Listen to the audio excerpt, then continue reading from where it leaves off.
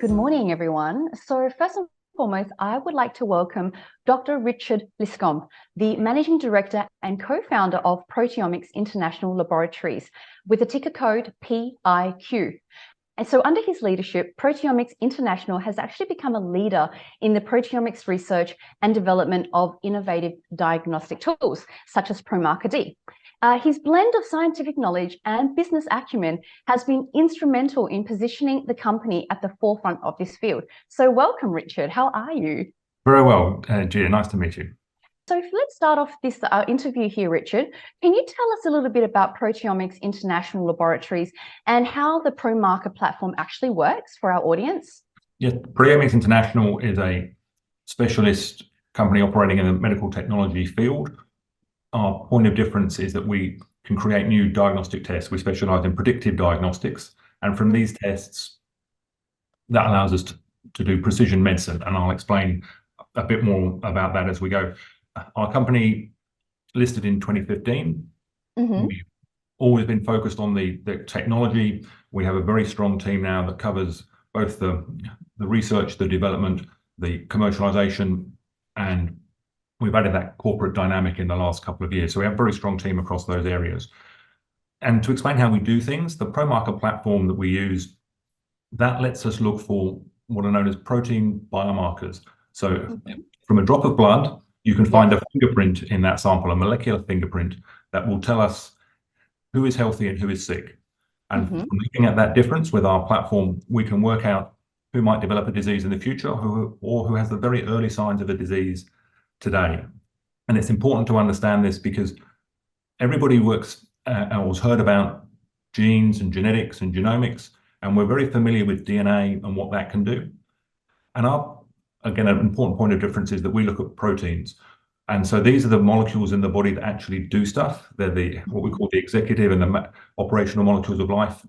And changes in those molecules actually are key to picking up a disease. So that's what we're good at, is finding those fingerprints, turning that into a test, and then that's what we're in the process of commercializing in different markets now. Excellent. So basically, in summary, one drop of blood and you can determine if there's potential of disease and diagnostics within that because of the DNA and the fingerprint within that one droplet of blood.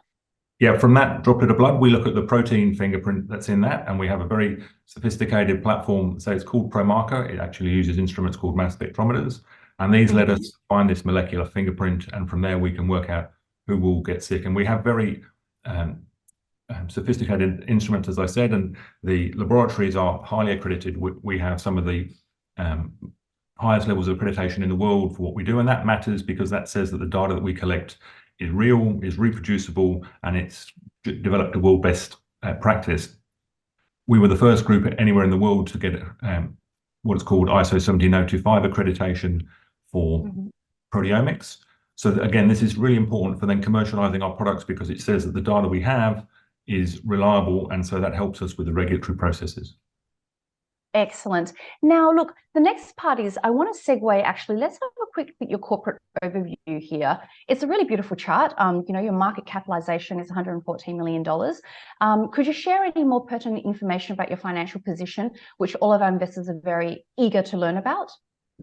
Yes. So this is as of the last quarter, we have 9 million in the bank. Our quarterly burn is in that 1.5 to 2 million range. We run a very tight operation. We have an analytical services business which generates some revenue as well. And for the majority of what we do, we're certainly well funded for that. So we have a well-structured team. So that helps us to really make the best use of our shareholder dollar. And whilst our bank balance may not be as large as some organisations, by our standards, we've always operated in this range. We're very conservative. We have only raised money at inflection points and when we see opportunity to take products forward. So we did do our last raise at the beginning of the year. That was very structured in terms of the corporate development and bringing our current products through, which obviously we'll talk about as we go. So the current runway, if we have no revenue from our products, is in that sort of 18-month range. So we're very well position for what's going to come ahead. Excellent. But I mean, I want to reiterate at the moment, you are generating revenue, right? Yes, we generate revenue from our analytical services business. So that's in the sort of historically 1 to 2 million range. And that's a different side of our operation from what we're focusing on today with our diagnostics, and those products are in market, and we're going to move into that revenue area in the quarters ahead. Excellent. Well, look, let's go back to, I want to talk about PromarkerD and its importance in detecting diabetic kidney disease. So like, what milestones have you achieved with this test, and when can the patients expect to actually access this technology? So the PromarkerD test has been in development for a number of years. So first of all, let's talk about what it is and how we use it, because I think that really helps help our investors understand why it matters. So diabetes is obviously a very common disease, over 500 million people worldwide. One of the complications of diabetes is kidney disease. And it's known as a silent killer because it's very hard to detect. There are no symptoms early. And the way to think of it is, well, first of all, as your kidneys get worse, then it can lead to dialysis or kidney transplant. So they're very expensive diseases and conditions to treat. They're obviously disastrous for the patient. The reason the numbers are so bad is because the existing standard of care tests aren't very good. They've been around for 50 years, known as EGFR and ACR. One's a very simple blood test, and the other is a urine test measuring kidney function. And they only tell you that disease is already there. It's already chronic. Our test lets you detect up to 4 years in advance before the symptoms appear. And then with that, we can intervene early. And so there's two key points here. First of all, if you don't intervene early, then you're going to have a terrible outcome with dialysis or kidney transplant. The other point is, if your kidneys don't work well, then you get all sorts of other diseases come through. And the nice analogy to use is like the pool pump. If the pool pump doesn't work properly, then you end up with a very ugly looking pool. So that's a filter, and the kidneys are the body's filter. If that's not working, you've got all sorts of trouble coming. So what we've been able to develop is a test, as I said, that can predict the onset of disease before all these clinical symptoms appear, and that's going to potentially transform the lives of those patients and obviously save healthcare systems millions, potentially billions of dollars in the process. So look, to this left chart here, it says that there's 537 million adults globally that's diagnosed with diabetes. So if we really consider that there's actually 8 billion people on this earth, so what you're telling me is that we basically have a market potential size of 7.5 million if everyone wants to take a test to detect this disease 4 years out in advance? Well, everybody's at risk of diabetes. So the global population now, and the figures around 8 to 10% of all adults have diabetes. So that's the current audience. For the 500 million who have diabetes now, there's another 500 million who are what are known as pre-diabetics, and unfortunately they're going to keep feeding the funnel. So if you think about our test, it's going to predict who will get sick in the future. Unfortunately, there will always be more people coming in, so more people moving into diabetes, more people moving from diabetes into kidney disease, from kidney disease into dialysis, and unfortunately early death. So our test lets us pick up all of those people early, and these are some of the key highlights of things that we've been doing over the last several years to bring our test forward. And as part of our global rollout, we have a whole range of things that we've been doing with getting the test ready for market. And the opportunity now is where we go into that commercialization. Yes, I'm actually very excited about this slide here. So talk to me here, Richard. I understand that you have partnered with Sonic Healthcare for commercialization in the US. I'm curious, why did you choose Sonic? And are you able to disclose a little bit more details about this partnership and any insights on pricing and the Medicare reimbursements? Yes, so Sonic are our partner for the US. So on that previous slide, what it really emphasizes is what Sonic can do. So they're one of the largest pathology companies in the US. So they're a good fit for us because The risk with the really large players is that you get lost on their menu of tests that they're bringing through. We were looking for a partner who was aggressive, that was growing quickly, and obviously Sonic Group, which is the company we know in Australia, they've done very well at growing their business over a number of years. Sonic Healthcare USA is the US arm of that organization, and they're again aggressive at trying to grow their market share. They have that reach into the patient base, so their role is in collecting samples, marketing that test to the doctors so that those samples can be collected. They have the infrastructure to get those samples tested and then report back to the patients. The process as a whole is a routine process in the US. Same as you do here in Australia, you go and get a blood draw from one of the little collection sites. That sample then gets sent off to a reference lab and that gets measured. So Sonic do all of that. So they're a really good fit for us in terms of the ability to deliver on that. They obviously have the commercialisation, the marketing side, that large number of reps who can integrate or talk to GPs and groups around the US. They already have a 10% market share, so that's significant, and that's growing. So that puts us in a great position for what we can do with them and how we can bring the test forward.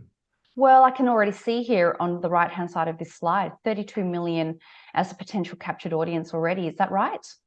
Yeah, so that's the proportion of people in the US that have diabetes. So of their population, 32 million diabetics already have diabetes. So that's the number of people that we could potentially test, and so it's about 10% of their population. So even with Sonic at their they have about a 10% market share. So that would be 20 million patients that they already see on a regular basis. And so 2 million of those patients, that's the 10%, would have diabetes. And if we're just testing those, then that's a very significant number of tests, because and the volume is not the only point here, it's the revenue that we can generate from that.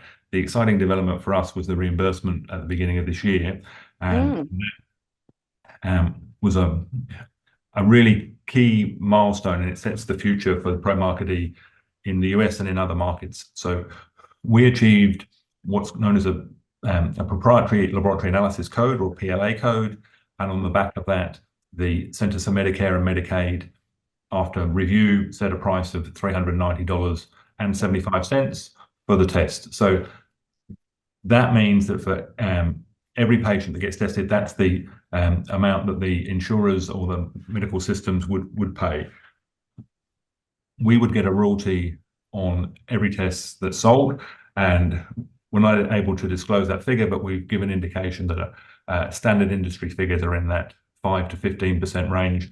So if we just took, for the simple sake of calculation, 10%, then if it's $390 on every test, then we get $39 on every test. Now that becomes a compelling number. Yeah, and if we can test hundreds of thousands of patients a year, then we can all start doing the maths as to what that could be worth for us as an organisation, and also very beneficial for our partners. So it's part of the driver for rolling this test out with some level of clear demand and justification for bringing it through, because it's going to make money for those involved, and it's going to save healthcare systems money, and it's going to make life better for those patients. Of course, you know what, at the heart of it, that's what it's about, right? It's about impacting the quality of life for these patients, to detect this early, 4 years out, and preventative measures. Absolutely. That's really where we see our mission as a company, is to come up with these tools that can enhance the care for patients, that's going to improve quality of life. And if we do that properly, then everybody makes some money along the way. So it's nice to be in that position where we can do a bit of both. Now, I want to start moving on. Obviously, we've covered the US market, which really is the Goliath of all the markets around the world with healthcare. But I really want to talk to you about outside of the US market. You know, what other regions do you expect to start generating revenue soon? And for you, what is the global market opportunity? Yeah, so market opportunity for us is obviously vast. It is a global disease, as we said earlier, over 500 million people worldwide with diabetes. Now, Yes. routes to market, obviously the US is considered to be the place to go first because of their healthcare system, because of their reimbursement rates. Europe is our next target market. We have already CE mark registration for our test there, so that's an important regulatory path in Europe. We've recently appointed a company called Growth Medics as a sale agency for Europe, so that we can broaden our reach there, and they're an ideal partner because of their connections, their knowledge of that market as a whole. Linguistically, they speak all the languages that we need to cover in Europe, so that puts us in a great position to find additional partners. And an example is what we announced only last month with Eurobio Scientific, where they're a specialist diagnostics distributor in Europe. They also developed their own diagnostics test, and they were keen to bring PromarkerD through. So we've been able to license our test to Eurobio for France. And France has about 4 million people with diabetes, so again, potentially a large audience. And for us, what are the steps from there? Well, we get it into the hands of laboratories to run the test. We continue to engage with key opinion leaders and specialists to get the demand for the test increased, and we get that pull from the patients, the push from the specialists, and having the test available, it puts us in a great position for Europe for the next few quarters as we get those systems in place. That France will be the first place we see the test volume starting to increase in mainland Europe. Excellent. Now, I have another question here. So I couldn't resist, but I saw this number, rest of the world, 316 million. So something I didn't see on these maps here is that where the Asia Pacific or the Asian countries will be grouped into, the 316 million? Yes, it is. So both, not all markets in Asia are interesting for us. China has about 120 million people with type 2 diabetes. India has a similar number. Those markets are obviously going to be different from a pricing perspective, that they're not the place to roll the test out first, but we very much see those as part of the future. And the early adoption of the test in the US and European markets will then help us drive the test into places like China and India. We're very much focused on our core targets, but we've always been looking at what's going on in China and India because of the unfortunately the increase in affluence in those countries is very bad for diet, which means it's very bad for diabetes, and so it's good for our test. So with that being slightly tongue-in-cheek, these are growing markets, opportunities for us, and we'll move into those at the appropriate time. Excellent. Thank you for clarifying that. I'm excited when I see 316 million as an opportunity. So I want to segue now into the next question. Like, I know you have several tests in the pipeline. I'm really curious, which one holds the most potential, and what are your future plans for expanding the Promarker platform? I want to know about any new tests or any further new partnerships coming up. Yes, so on the new test side, we're very excited about our pipeline as a whole. With PromarkerD, that's obviously the one that's in that commercialization phase. We've got the tests coming through in a range of other areas. What's the most exciting? Well, I think the biggest opportunity, and the one that gets our whole team really excited, is endometriosis, because that's such an under-recognized or previously under-recognized disease, and it's been ignored for a long time by the medical community, or certainly not treated with the respect that it deserves, because it's as common as diabetes in terms of the number of people affected. Obviously, half the population are susceptible to this. So endometriosis, for those who don't know about it, and I'm sure any women on the listening in will be fully aware of endometriosis. Most men only know about it if they've got a sister or a partner who's affected. But this is a very painful condition where the tissue that's supposed to line the uterus grows into other parts of the body. And so it can spread throughout the body. It can cause all sorts of pain and inflammation. It's very poorly diagnosed because the current procedure is an invasive surgery. It's called a laparoscopy, where the camera is put in through the abdomen and literally poke around, try and find the diseased tissue, and then take a biopsy and test for the disease. We have a potential blood test that could do all of that. So the opportunity to take a diagnosis from several years down to a matter of days, and then that can really transform the way that those patients are looked after. So that's a really exciting opportunity, and I could talk about it in a lot more detail. I think, I mean, I always come back to the social aspect, is that you said it very clearly. It's not understood. It hasn't been treated with respect. And now finally there is an opportunity to diagnose it without all of those invasive tests. As a woman myself, I'm excited for my sisterhood. Yes, it's long overdue. The fact that there's not a simple blood test for this that has not been researched is a shame. Obviously, that's in the past. We've been working on this now for a number of years. We've got excellent clinical partners here, including Royal Women's Hospital from Melbourne, along with the University of Melbourne. They have one of the largest programs in endometriosis in the world, and they're certainly world leaders in the Southern Hemisphere. So we've been working with them to develop our test. Same principle as the PromarkerD test. This is a blood test. We take a sample. From that, we find a protein fingerprint that tells us who has the disease. And so then if we can do that, then two things can happen in the simplest circumstance. If you're negative, then unfortunately there's another issue, and pain management can be done in a different way. But if you're positive and you do have endometriosis, then that opens the door for the different treatments. Some of that may be laser ablation. There are now drugs that are starting to come through for endometriosis as well. So really shortcutting that, giving peace of mind. And then on the in vitro fertilization side, that's where we also see an opportunity, because whilst 1 in 9 women are affected by endometriosis globally, in IVF clinics, when people are screened, it's closer to 1 in 3 or 1 in 4. So endometriosis potentially is a big factor in fertilization, and again, being able to test a woman who is going through that process and say, well, yeah, we can understand what's going on here. We can tell it a bit sooner, and maybe we need to do a bit of treatment before we pursue the IVF. So all of these are opportunities that we're actively engaged in.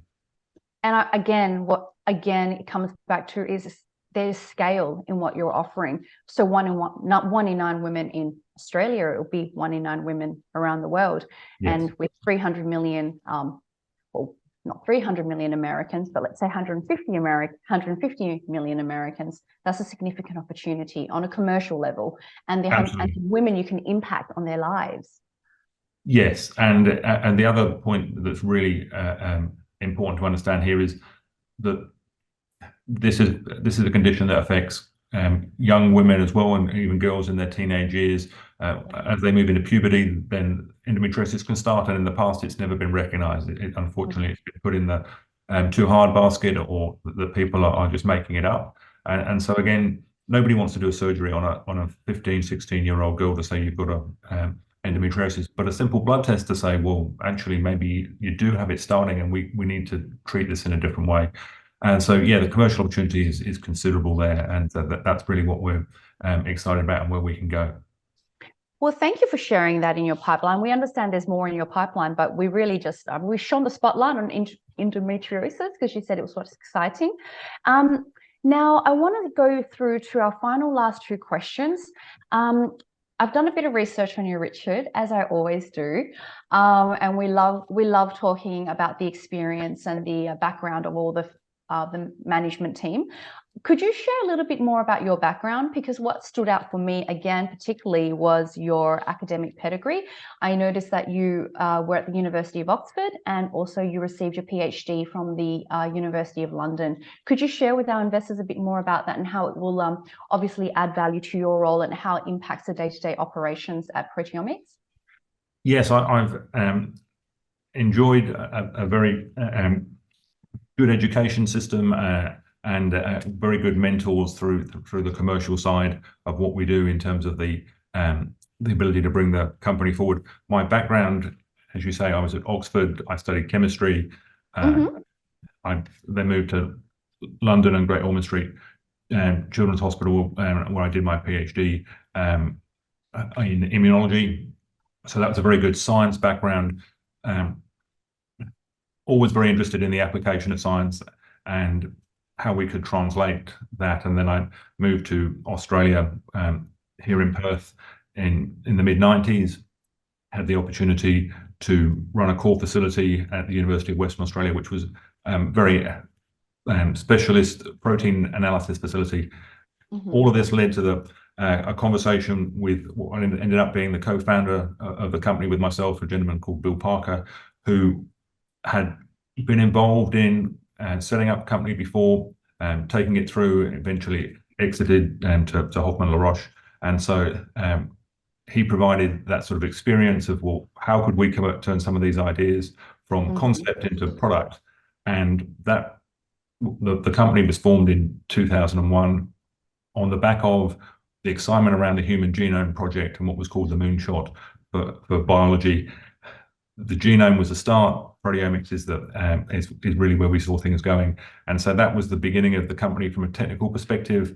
And then, as I said, with the business acumen that came from my mentors and working in a very strict, financially controlled way, we built a business over several years to the point that we're now, as you said earlier, a $100 million plus company, and looking forward to where it's going to be going next.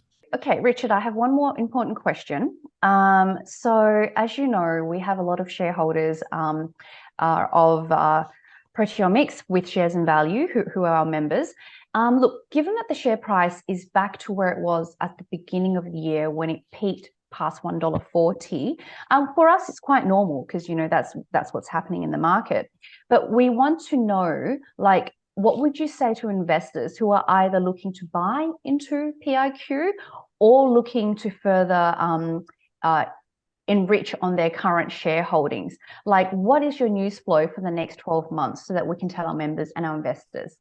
Yes, so I'll finish with the news flow, but coming back to where we're at and the start of the year and what's been going on. So obviously we're at that exciting position of everything's happening, and we've got a product going live, and we've got a pipeline of things coming. So I think there was a lot of excitement at the start of the year about how quickly that would all happen. And the reality is always things take a lot longer than you'd expect and than you'd like.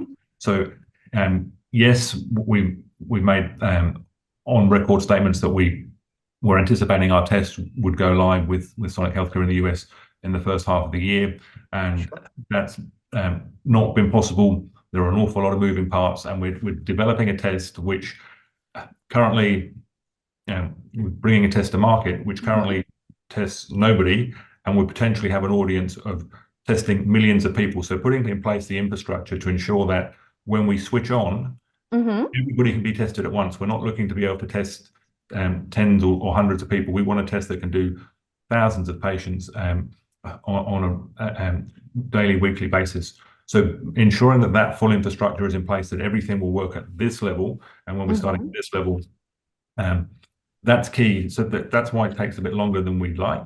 The opportunity is still there. So what's the opportunity for the company? The test will go live in the US. We'll start generating revenue in the US. We've got new tests coming through. We've got tested opportunities there for endometriosis. I didn't touch on the other ones. They're both at the test for esophageal cancer is close to going commercial. We're looking towards the back end of this year, early next. Endometriosis, potentially back end of this year, early next. Both of that's predicated on current clinical studies that we're running, and if those results come through as we like.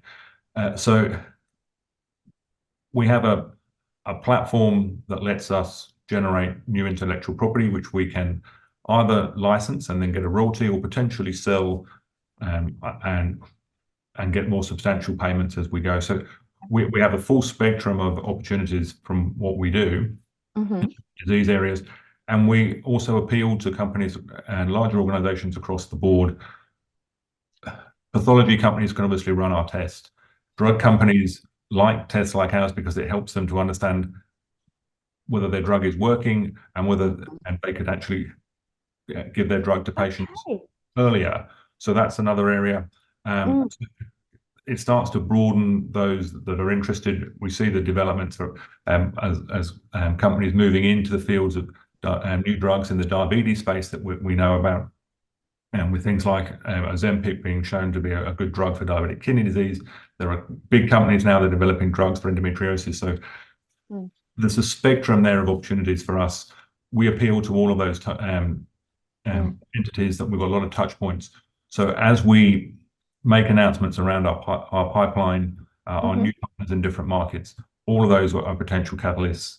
And we envisage the company continuing to grow. We will build that revenue base in the next several quarters, and we'll see how we go. Thank you very much. I have to say, I'm impressed with your go-to-market strategy, actually. I never really considered, I thought it would be just for testing the patients, but you're right. You've actually got a very big commercial side working alongside the other clinics to actually to see if their drugs are actually effective. So that's another side that I think that our shareholders really need to understand. Yes, the terminology there is companion and complementary diagnostics, and that's an area we haven't even touched on today, but maybe another time. That'll need another half an hour. Well, look, Richard, thank you so much for your time. So would it be fair to say that if we have any investors, members or subscribers that has any further questions regarding proteomics, that they can email it through to us and we'll forward it through to you and your team to answer? Of course, yes. Be very happy to do so. Excellent. Well, look, good luck. As I say, it's very special, WA company. I'll be watching it very closely, Richard. Thank you again. A pleasure.